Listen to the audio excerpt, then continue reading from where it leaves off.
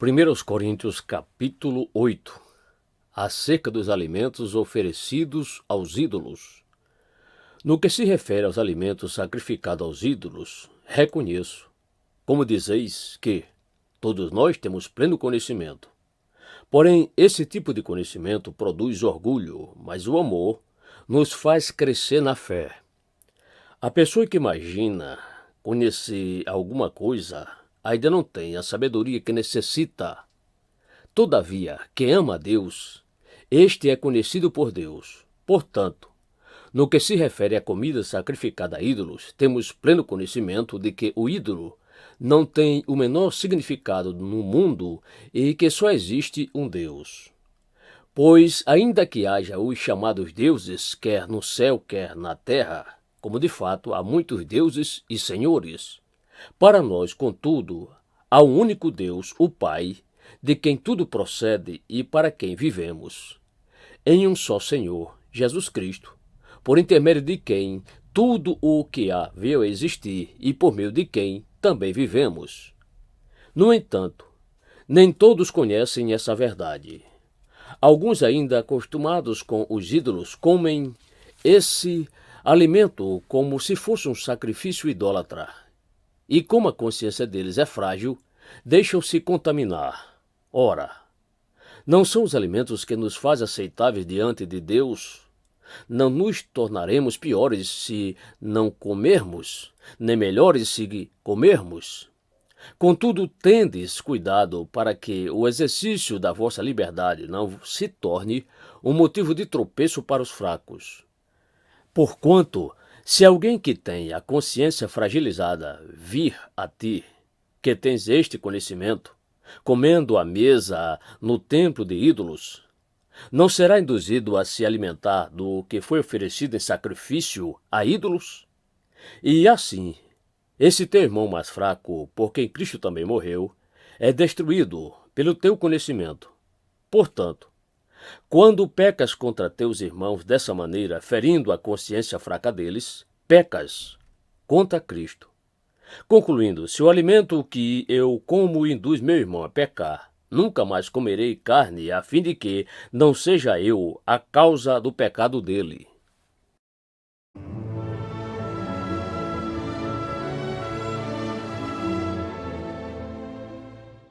1 Coríntios capítulo 9. Os direitos dos apóstolos. Não sou eu plenamente livre? Não sou eu apóstolo? Não vi eu a Jesus, nosso Senhor? E não sois vós fruto do meu labor no Senhor? Se para alguns não sou reconhecido como apóstolo, com toda certeza o sou para vós. Portanto, sois o selo do meu apostolado no Senhor. Esta é minha defesa diante daqueles que me julgam. Não temos nós o direito de comer e beber? Não temos nós o direito de levar conosco uma esposa crente, como fazem os demais apóstolos, os irmãos do Senhor e Pedro?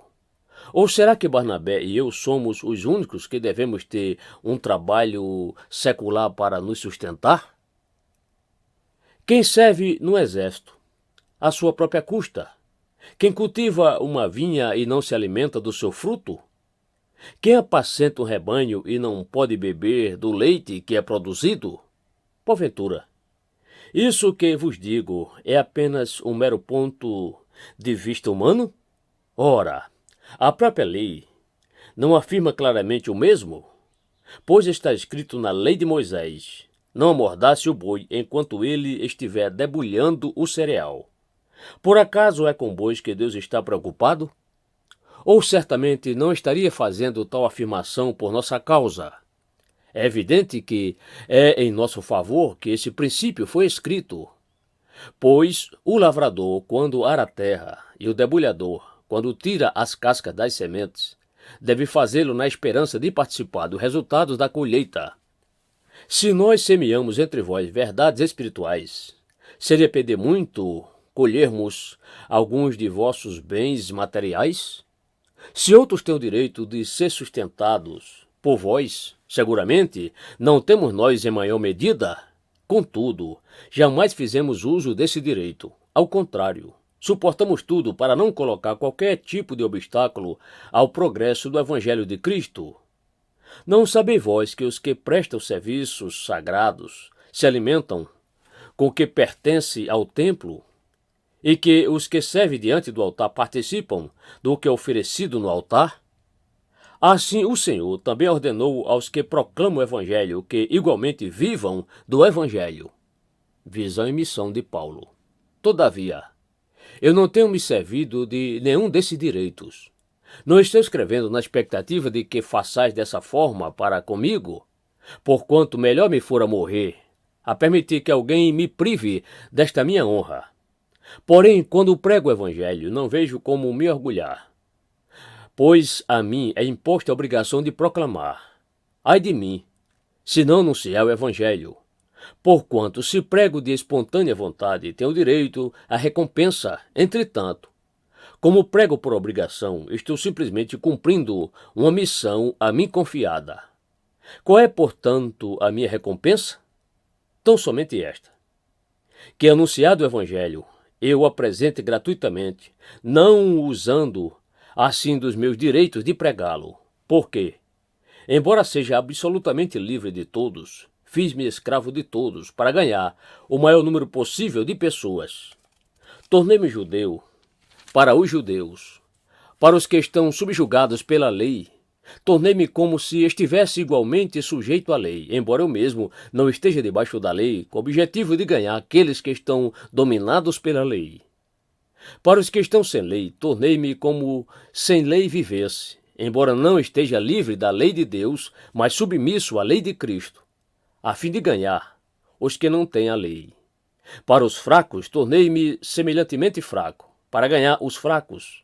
Fiz-me tudo para com todos, com a finalidade de conseguir, de qualquer maneira possível, salvar alguns.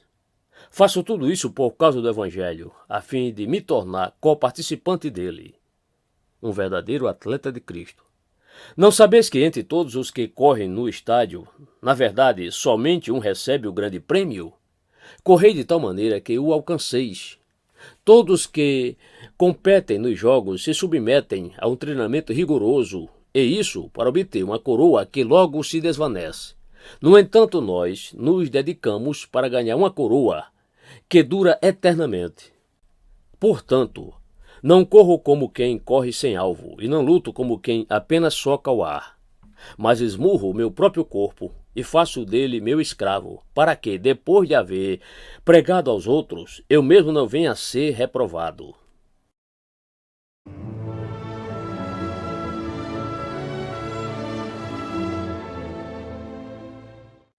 Primeiro aos Coríntios, capítulo 10. Exemplos do Antigo Testamento. Portanto, irmãos, não quero que ignoreis que nossos antepassados estiveram todos debaixo da nuvem e todos passaram pelo mar. Em Moisés, todos eles foram batizados na nuvem e no mar.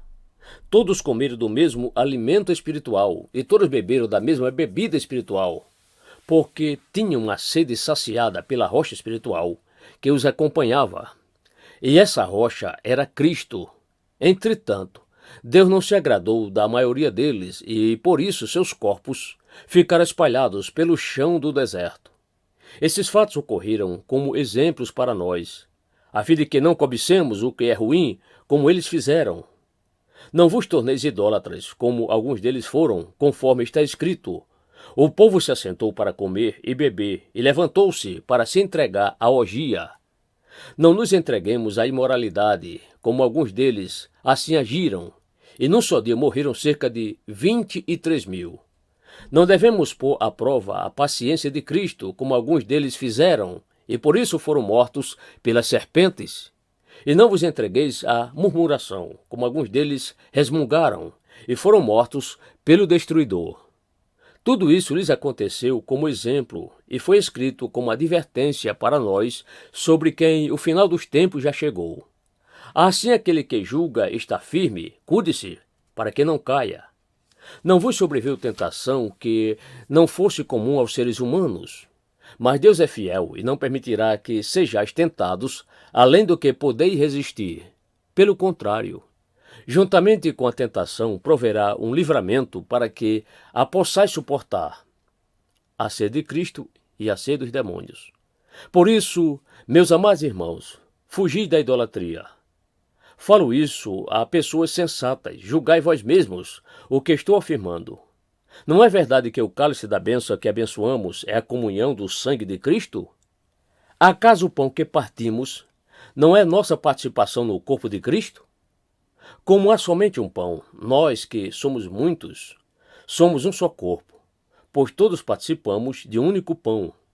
Observai o povo de Israel. Porventura os que comem dos sacrifícios não são participantes do altar? Sendo assim, o que estou querendo dizer? Será que o sacrifício oferecido a um ídolo significa alguma coisa? Ou o ídolo tem algum valor? Não. Quero enfatizar que o que os pagãos sacrificam é oferecido, isto sim, aos demônios, e não a Deus. E não quero que tenhais qualquer comunhão com os demônios. Não podeis beber do cálice do Senhor e do cálice dos demônios. Não podeis participar da mesa do Senhor e da mesa dos demônios. Ou desejamos provocar os ciúmes do Senhor? Porventura somos mais fortes do que Ele? Os limites da liberdade cristã. Sim, tudo é permitido, porém, nem tudo é proveitoso. Sim, todas as coisas são lícitas, contudo, nem todas são edificantes. Ninguém deve buscar o seu próprio bem, mas o bem dos seus próximos.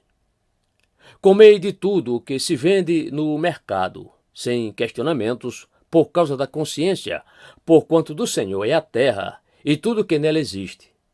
Se, portanto, algum descrente vos convidar para uma refeição e quiser dizer, comei de tudo que vos for servido, sem nada questionar, por motivo de consciência. Mas se alguém vos prevenir, isto foi oferecido em sacrifício, nesse caso não comais, por causa daquele que vos avisou e por motivo de consciência. Não me refiro à vossa própria consciência, mas da consciência da outra pessoa. Pois, por que a minha liberdade deve ser julgada pela consciência dos outros? Se participo da refeição com ação de graças, porque sou condenado por algo pelo qual posso dar graças a Deus?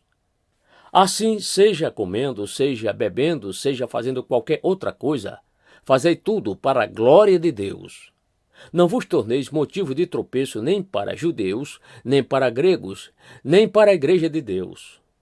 Também eu quero agradar a todos, de todas as maneiras possíveis, porquanto não estou em busca do meu próprio bem, mas procuro o bem de muitos, para que sejam salvos.